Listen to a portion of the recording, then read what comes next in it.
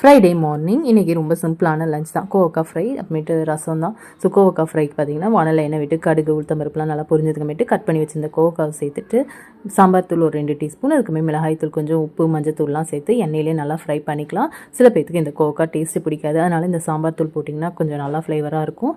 காலையில் இன்றைக்கி பார்த்திங்கன்னா பாப்பா கொழுக்கட்டை கேட்டிருந்தா. ஸோ அதனால் தேங்காய் நிறைய துருவது இருந்துச்சுன்னு ஹஸ்பண்ட் வந்து கொஞ்சம் துருவி கொடுத்துருந்தாங்க. ரசமும் வச்சுட்டு கொழுக்கட்டைக்கு பார்த்திங்கன்னா கொஞ்சமாக சுடு தண்ணி வச்சுட்டு நான் இந்த மாதிரி தான் மாவு வந்து ரெடி பண்ணுவேனே.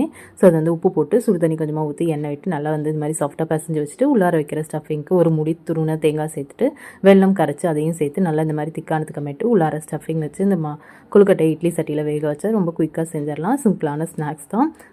எனக்கு இந்த மாதிரி பூரணம் உள்ளார வச்சு செய்கிற கொழுக்கட்டையோட இந்த மாதிரி வந்து அந்த பூர்ணத்தோட கொஞ்சம் அரிசி மாவையும் சேர்த்து இந்த மாதிரி பிடி கொழுக்கட்டை செய்கிறது ரொம்ப பிடிக்கும். ஸோ அதனால் எனக்கு தனியாக அந்த மாதிரி செஞ்சுக்கிட்டேன். காலையில் பிரேக்ஃபாஸ்ட்டுக்கு தோசை, தேங்காய் சட்னி, இந்த கொழுக்கட்டையும் செஞ்சாச்சு. மத்தியானம் லஞ்ச் பாக்ஸும் பேக் பண்ணியாச்சு.